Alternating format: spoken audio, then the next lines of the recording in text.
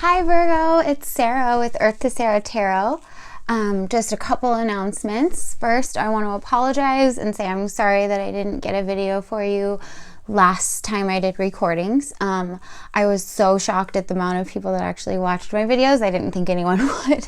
And so the feedback was that it was hard to hear, and so I just needed to invest in a mic and a tripod and some low budget film stuff to make this better. But I'm just gonna go ahead and we're jumping to July now because it's already so late. But I'm gonna do a love reading for you for the month of July. My Batman cup gives me power. I'm using the Druidcraft Tarot. So Virgo, this is going to be for a lot of people, so if these messages don't resonate with you, please do try to watch your moon sign, because I will tell you that I didn't understand myself until I learned what my moon sign was, and our moon sign kind of represents our shadow side, and it comes out a lot in relationships. So yeah, I definitely encourage you to do that. cafeastrology.com has a free moon sign calculator. So yeah, you can check there. Also, this is just a 9-card layout, and I tell a story with the cards that I see and interpret them how I feel that they should be interpreted. So like I said, you know, this may not work for you. I really hope it does. Anyway, let's get started. Virgo, what are the messages? What does the divine want us to know for the sign of Virgo in the month of July regarding love and relationships? These cards are really big. So Virgo, for this messages for the sign of Virgo in the month of July 2017. What does the divine want us to know for the sign of Virgo, July 2017? Messages and energies for Virgo. Please offer any advice for the sign of Virgo. Virgo, your mantra is I analyze. The part of the body ruled by Virgo is the nervous system. So because you're very much in your head and you're thinking a lot, that can lead to some forms of anxiety, especially when you're by yourself. That's when you do a lot of thinking. So I know many Virgos who, when they are alone, they stay very busy doing things, especially if they're not feeling really happy, because it allows them to keep their mind busy and functioning, and it's sort of like a busy day for a Virgo would absolutely exhaust most people. Like a lazy day for them is a busy day for most people. So anyway, yeah. I analyze. Virgo, love and relationships. What do we have for the sign of Virgo? Okay, just one more here. Okay. All right. Virgo. Virgo.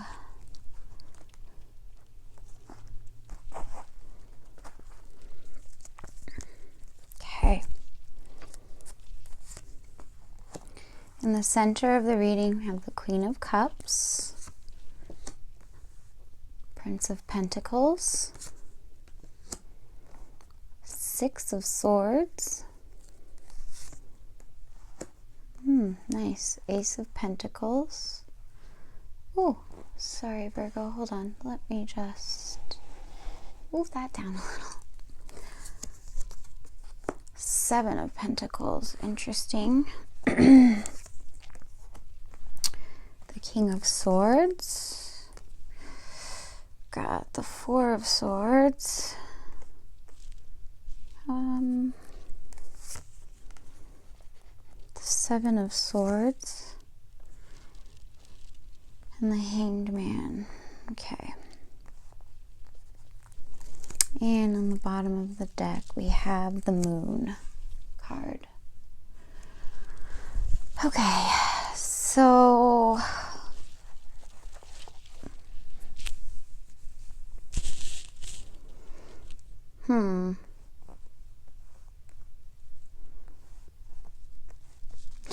So I feel, Virgo, like right away, I just feel like your mind is on your money a little bit. And not to say that it's not on love, but I'm sorry, these cards are so big, I can barely fit them in the screen. Not to say that it's not on love at all, because that's not the case. It's just very much on your money. And I think there's sort of an analytical part of you that's asking, are my efforts being rewarded as they should be? And is what I'm doing matching up with what I'm getting, right? I think a lot of times there's a lot of Virgos I know, and when you really get to know a Virgo, they are super caring people, okay? You are the kind of people that you can go to with a problem and you're able to like crystal clear see things and analyze them and organize them and explain them in ways that are really witty and clever and understandable for people. And so a lot of times I think people lean on you. They lean on you for advice, financial advice, relationship advice, a lot of things. And you like that, right? It does make you feel useful. It does make you feel good. One of your main purposes in life is to be useful in a big way. And I think that people do come to you with their problems and you listen and you take it in. And then when you have problems, though, I think it's like, well, who's there for me? Right? Am I right?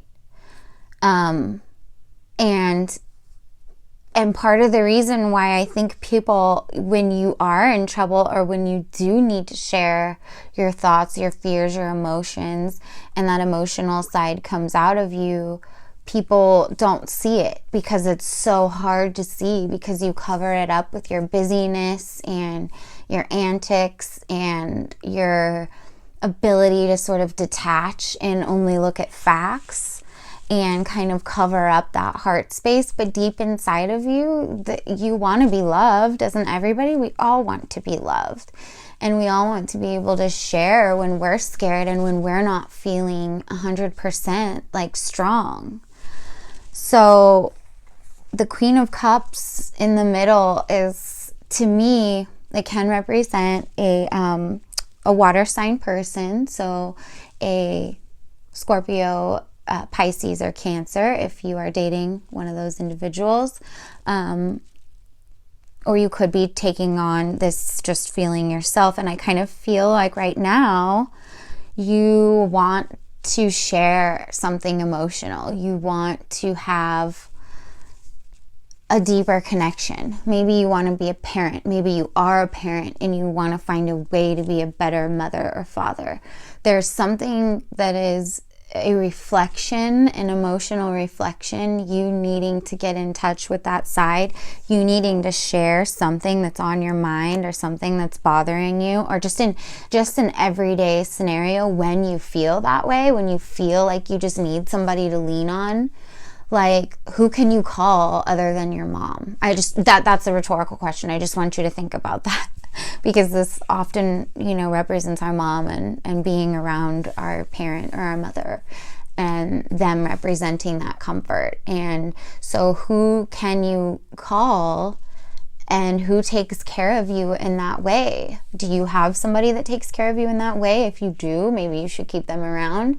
If you have a lot of people in your life that maybe don't help you out or only lean on you, maybe you should, I encourage you to maybe analyze that dynamic in the way that you do and dissect that and find a way to make that a more balanced relationship. So the Moon card underneath the bottom of the deck, this is a major arcana, so I feel like it's shining a light over the whole reading, or lack thereof a light. There's some sort of illusion or secrets or things being unclear or left in the dark. And for you, that's not a good thing, right? You need to know everything. You need to know all of the details. But I feel like this is you kind of hiding this moon. Do you see how above her cup there's a full moon there? And I feel like part of you wants to share what you're scared of. Part of you wants to just dump out your feelings. I don't know why I'm feeling like that, Virgo, but there's a part of you that just wants to unload. And that is so good for you, because when you keep all that stuff inside your mind, it can be somewhat of a prison for you, right? You can feel overwhelmed with all of these thoughts and feelings, and you can't cover up all your feelings with rational thoughts, communication, swords. You're in something right now that you can't rationalize your way out of, and I feel like you're trying, but you need support. You need TLC, you need love, you need understanding. You don't just need facts or coldness. And people, and also I see this card representing you, and that people lean on you and go to you for advice. The King of Swords is a decisive person, often a doctor, a lawyer, a scientist. They're very, very affirmative people. They see things in black and white. They are someone that will help you solve problems. They will get to the bottom of things. They have a crystal clear insight. They have an ability to detach, and I talked about that with you. I think that you can be that way. And it's like right now, that's the persona that you hold, but like inside, you're feeling like you need to kind of let things out. You need to kind of unload, you know? So that's one message, and that I just felt right off the bat. So starting at the beginning, we have the Prince of Pentacles, and this is probably you.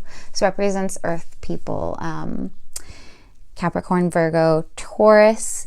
This person is focused. They are in preparation mode. Their horse isn't moving because they're slow starters. They really think about things before they do it. Like you plan ahead. You care about your efforts making sense and reaping rewards, and you care about what you produce, and you remain focused at work, in relationships. Also, you're guarded. Do you see how you can only see part of this knight's face because he has a shield in front of him? He's a little bit emotionally guarded, and I think you're emotionally guarded. And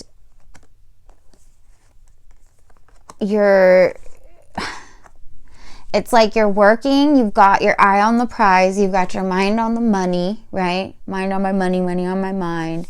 You're ready to just like do what it takes to get to where you're going, and you focus on money, you strategize, you get things done. But there's a part of you that's just feeling like you just want to surrender to you want to surrender to the fact that you can't figure things out all the time, that you can't always be the one to figure things out, that sometimes you're scared too. Sometimes you aren't. Oh wow, we have the Lord underneath. Huh, interesting. That's funny. Sometimes you feel like you can't always be the one to protect, to know, to decide, to be the scientist, to figure things out. This person is writing things down. They're super in their head. Swords are communication, thoughts, intellect, and that's how you deal with your emotions regularly. But with these 2 sevens here, it's almost like you're at a standstill and you're trying to sort of figure out what all this means, what these emotions mean, whatever. If you're feeling something for another person, maybe you've met somebody and you're like, wow, they are shaking me up a bit, you know, they're making me feel really emotional, really vulnerable, and it's scary, and I don't know if I should be feeling this way. Like, how can I rationalize this? How can I take the steps to make everything work out perfectly in this relationship or whatever, you know? And you can't come to a conclusion. Either you can't figure them out, or you can't figure out why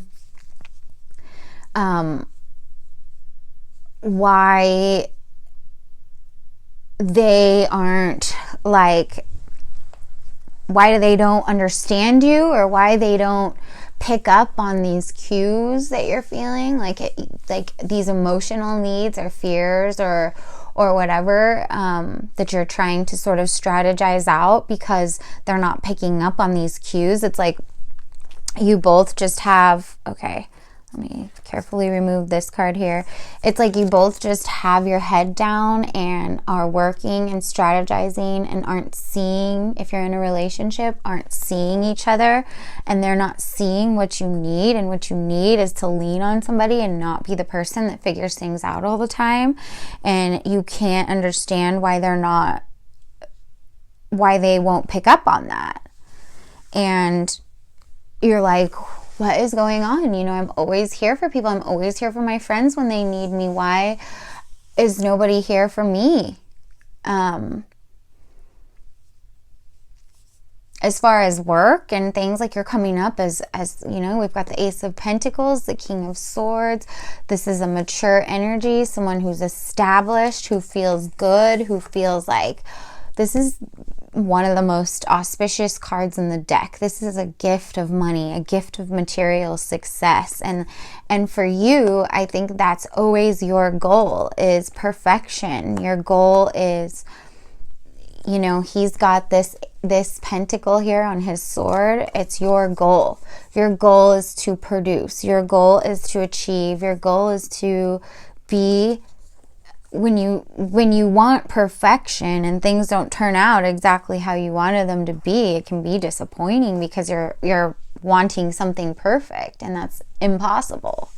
So when and I think that you try to act perfect, you try to act like you've got everything together. Your money is good, your life is good, but emotionally and at home, and like when you're by yourself, you are very much in need of an outlet. You're in need of someone to sort of hug you and hold you and tell you that you don't have to be the one to figure things out. You don't have to be the one to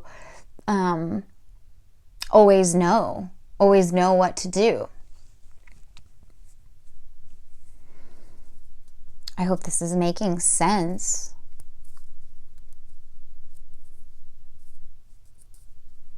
So we've got fears, things that need to be out in the open, things that need to be revealed, things that someone else needs to see, that you need to see. And I think really it's just that you need to feel. You need to just feel the feelings. Let go of this idea of being perfect and having everything together all the time. Ignore the fact that you are the one who's supposed to know what to do, and you're the one who's supposed to be strong. You're the one who's not supposed to need anybody. You're the one who's not supposed to be emotional, right?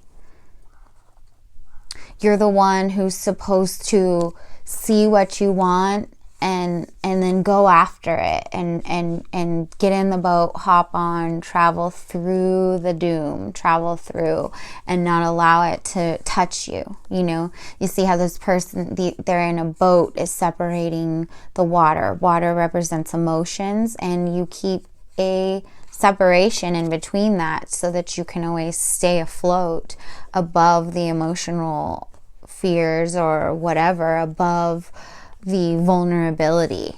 And this can be, if you're in love with somebody, like I said, there could be somebody that's shaking you up, making you feel vulnerable, and you try so hard to keep your poise, and you try so hard to be the one with all the answers and not be emotionally affected, but you are, and you need that.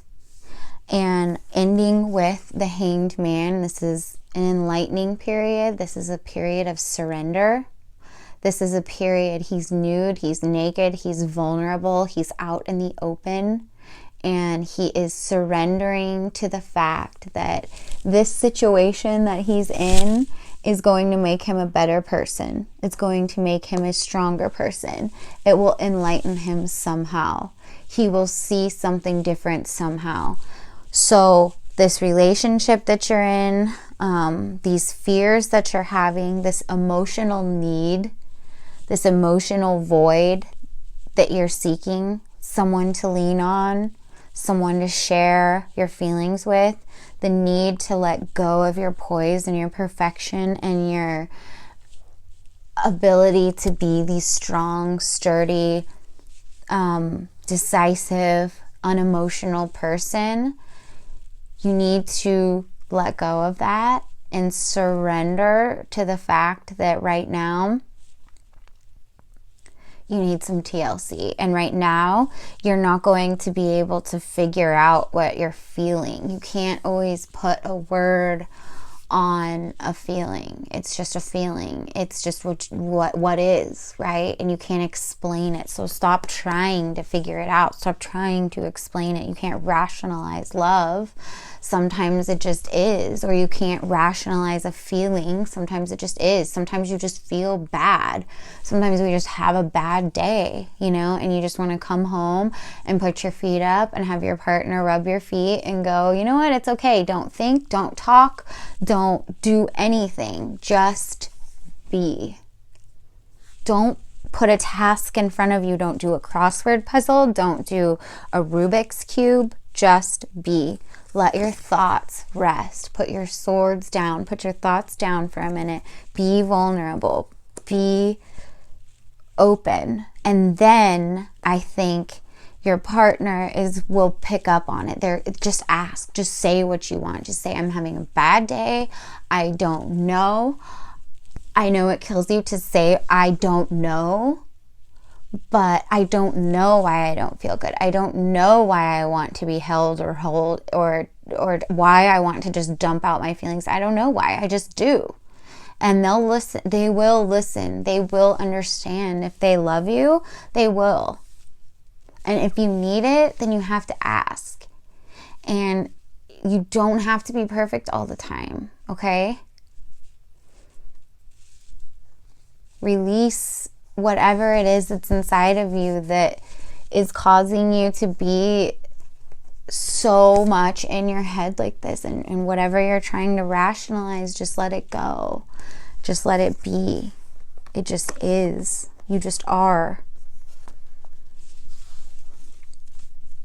So in relating this to relationships, again, sometimes you just have to ask for what you need.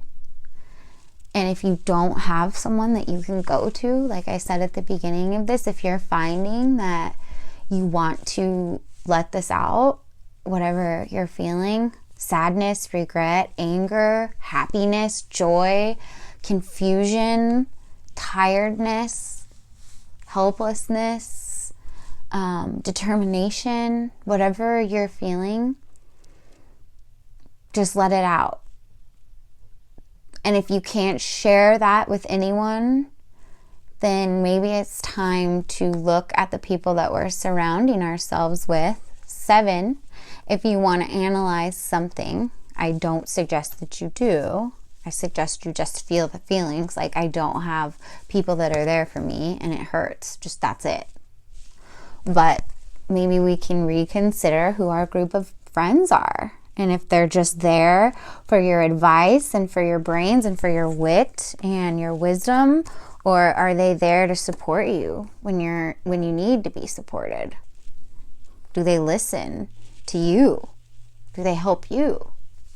Does your partner listen to you? Do you allow them to? Do you tell them what you need? Please tell them what you need, because they're not like you. They don't notice every detail of things, and you can pick up on social cues, and you're so detail oriented that that's who you are. You know, and it's like when I was shuffling, I said for you, doing this and just being and surrendering to whatever it is you're feeling or whatever is going on is so hard for you. And so that's what you need to do. You need to just not talk, not think, feel. And allow that to awaken you to this new idea of perfection. Because I think what you perceive as perfect is being strong and unemotional and unattached and being the one that everybody can turn to. That's what you see as being your perfect self. But I think it's now time, because an evolved Virgo knows that that's not all. That you can't always be like that. You can't always have a witty, strong, serious answer. You can't always know. So sometimes, you know, you just have to go with the flow and feel the pain, feel the fear, and, you know, and it doesn't make you any less perfect. Just be in that. Don't stay in that, but just be in it for a moment and share it and be vulnerable to somebody else, because they will also see you in a different light. It's not like they're going to see you they're not going to see you as less perfect or less capable. They're going to see you as stronger, because you can get through that emotion. You can share that emotion and still be a man, still be a woman.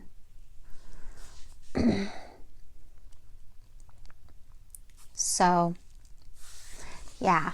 I really hope that makes sense for some of you Virgos out there, and I hope that you are able to just be this month and just be with these feelings and not try to rationalize them all and not be so strong and so protected all the time, and just, you know, focus on figuring things out for everybody. Because if you can't figure out your own shadow side, the things that you fear, and the things, it's like you don't even know what they are, because you've never really sat down and addressed these fears. And so when they come up, see, that's a very good point.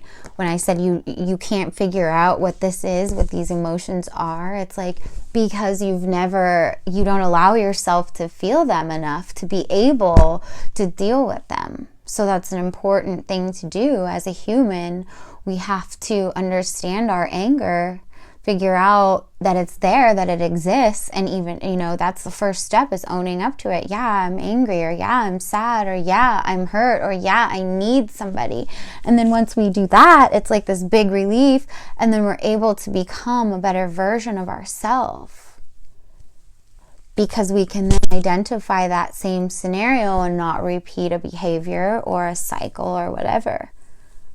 So, yeah. Don't be afraid of those emotions and try to not feel them. And this is really not relative to single or in a relationship. This is just in general, Virgo. Like, I think that it's an emotional, you know, it's just an emotional thing, and it can be if you're in a relationship or not. And I think when you're single, you will obviously feel a little more alone, because like I said, it's like who's there for me, right? Yeah. So thank you so much, and I hope you have a beautiful month of July, and I look forward to seeing you next month. Thank you, Virgo. Namaste.